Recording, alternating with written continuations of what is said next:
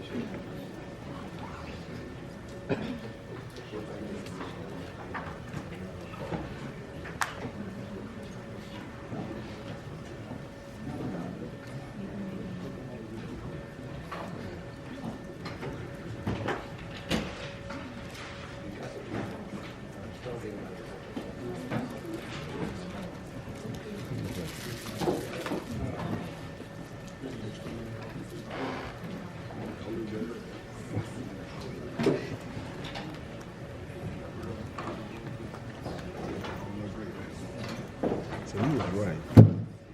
He was right.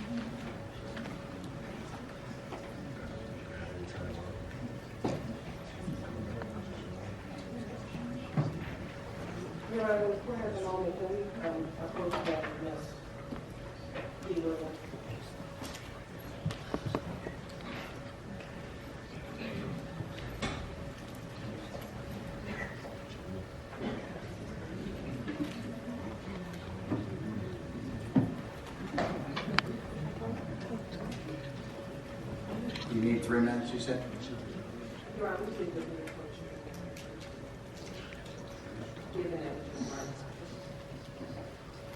I'm going to exclude for the time being, okay? Let's just move on. I'll take it up at another time. We're not going to take it up right now. Your Honor, given that I had provided certain things, I just want to make sure that I comply with the Yeah, we could have taken that thing up an hour earlier, but I'll take that issue up later. Sure, that. What is your say?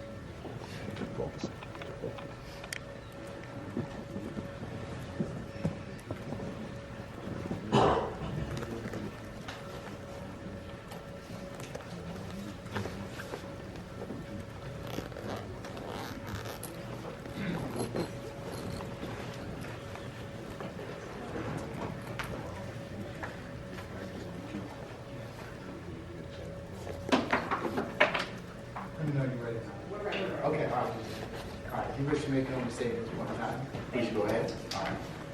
I'm going to now share my screen report from you. Yes, ma'am. Go right ahead.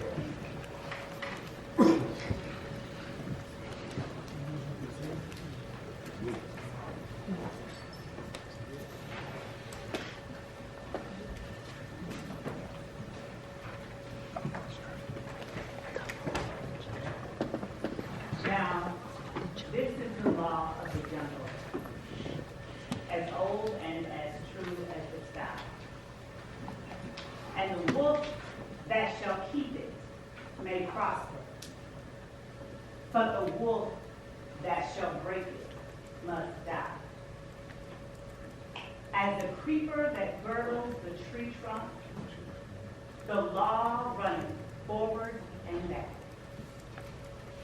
For the strength of the pack is the wolf, and the strength of the wolf is the pack.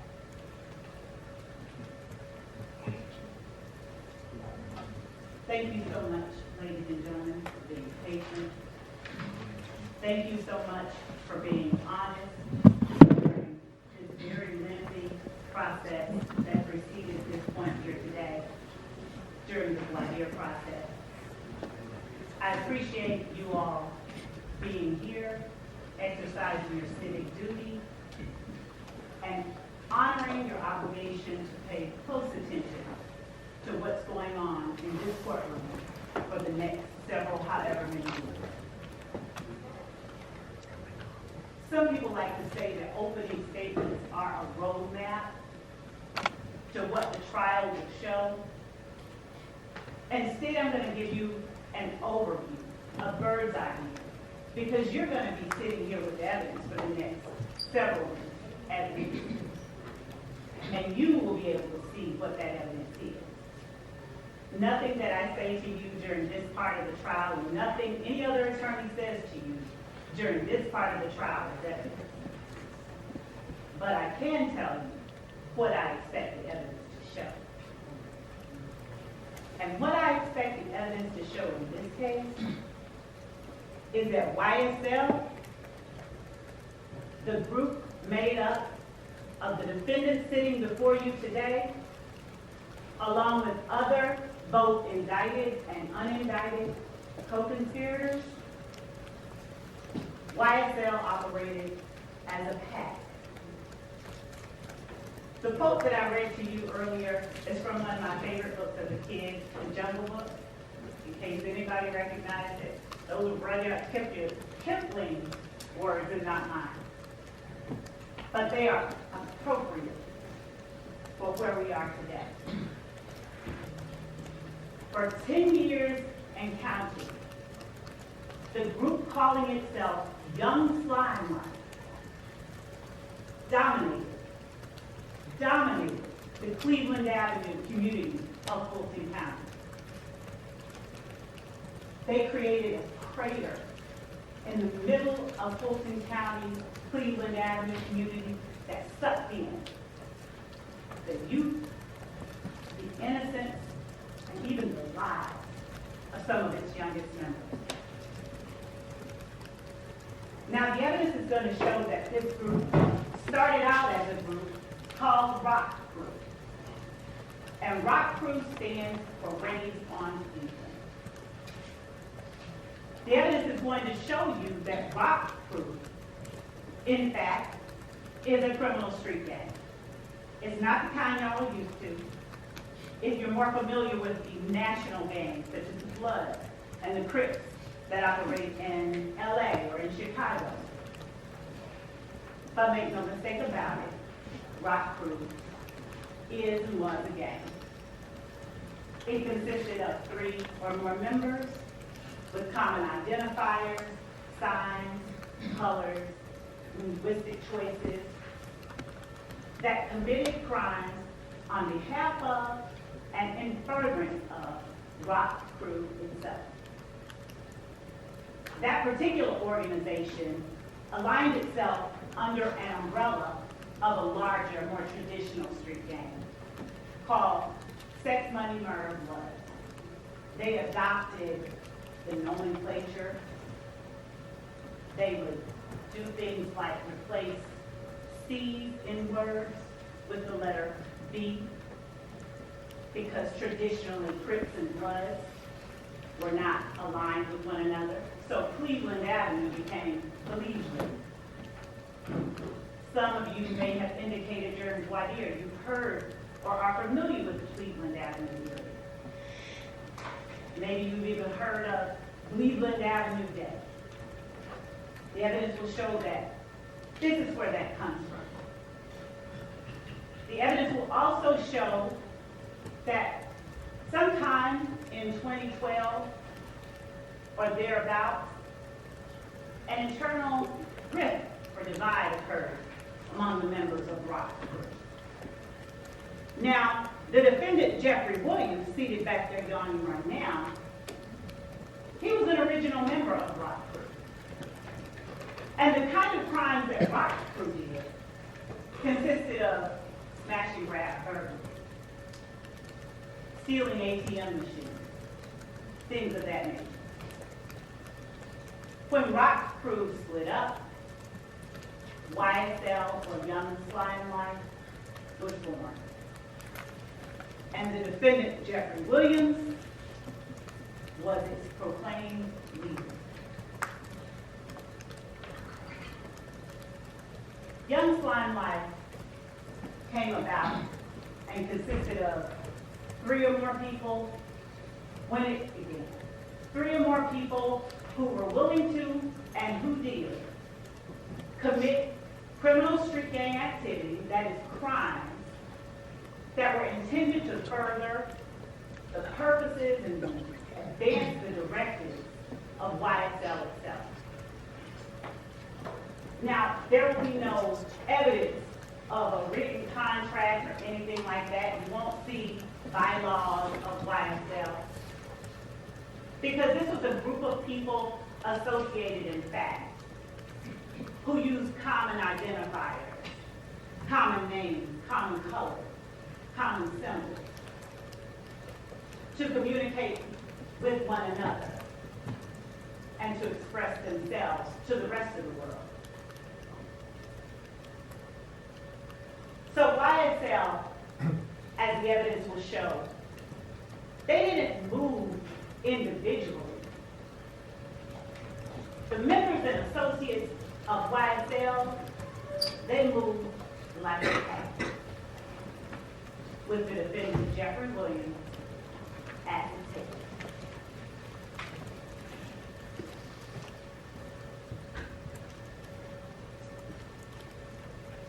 You'll hear from witnesses, both law enforcement and lay witnesses, who personally experienced and who personally witnessed the activities, the crimes that were committed. You will hear from law enforcement officers like Kimberly Underwood and Tyrone Dennis, whose main goal wasn't to go out in the streets and lock up people who looked like them.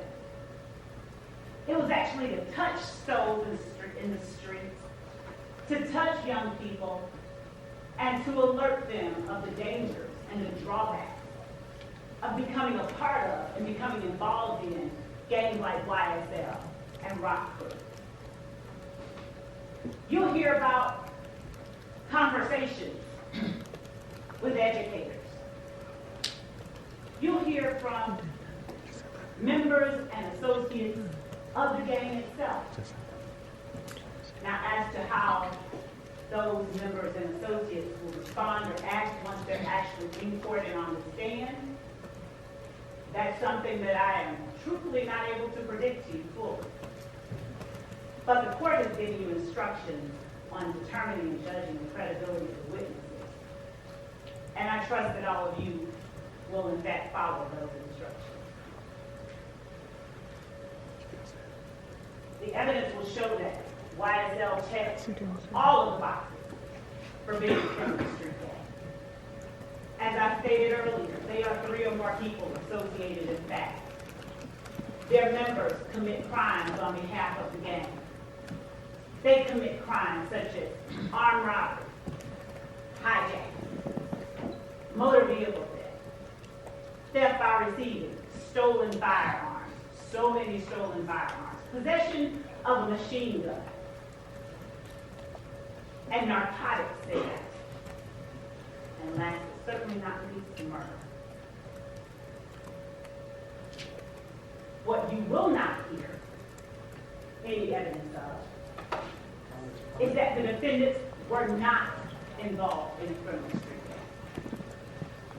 You will not hear any evidence that they did not commit crimes on behalf of YSL. And as I stated to you earlier, what I'm saying to you now is not. Let me this is object to not that evidence. statement, please, as burden On shifting. basis? Burden shifting, and under Parker versus the state, 277, Why don't we take that up? 39. I'll note your objection. I'm sustaining the objection. Why don't you rephrase that? Yes, Your Honor. Ladies and gentlemen, I'm going to explain to you at the appropriate time, ladies and gentlemen, what the burden is in this case. Remember what I told you earlier, that the burden never shifts to the defendants to prove for certain innocence, they're presumed innocent. And it's only until you hear evidence that you decide is sufficient, and I'll instruct you on how you're supposed to do that at a later point in time, okay? All right. The evidence will show that YSL did not adhere and does not adhere to all of the customs of a traditional street gang. And the fact that YSL does not mirror all the customs of a criminal street gang, the evidence will show makes it no less a criminal street gang. The defendants on trial here today have, through their actions,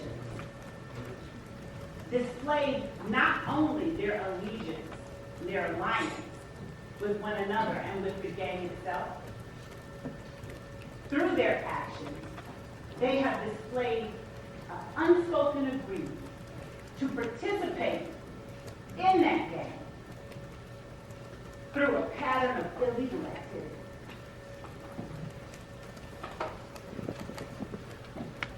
And again, the head of this gang is seated in this courtroom too. The last paragraph of that poem that I read, spoke to you earlier, goes as follows. Because of his age and his cunning, because of his right This and is his argument, this is not, What's your objection, Mr. Harvey? that it's argument. Okay, Mr. Harvey, hold on. Madam, it is argument at this point in time, so Yes, I'll Your Honor. sustain the objection. okay? Yes, Your Honor. The evidence will show that these defendants, that were members and associates of YSL, they knew who their leader was, and they knew the repercussions of not obeying their leader. You will hear evidence that when members and associates of YSL got in trouble, got locked up, the first person they called was either this defendant or one of his family members.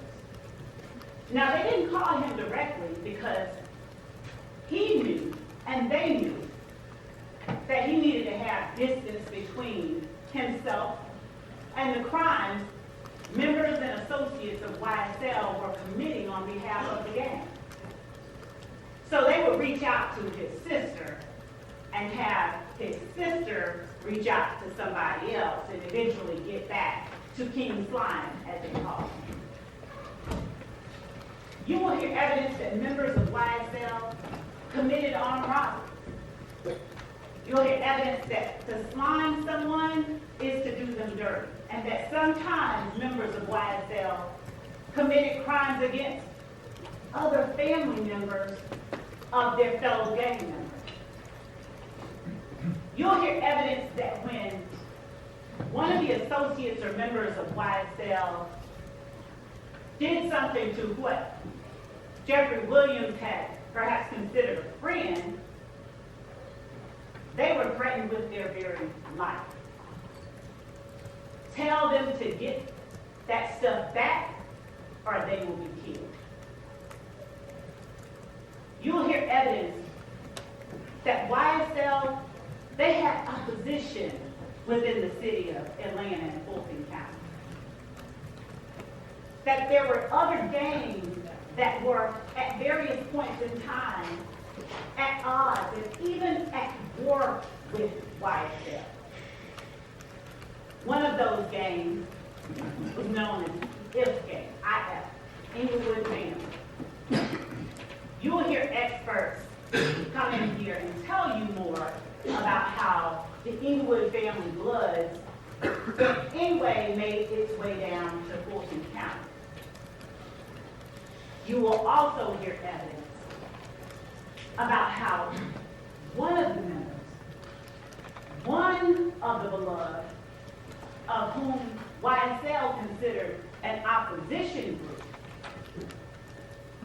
was gunned down. Donovan Thomas on January the 1st, 2000.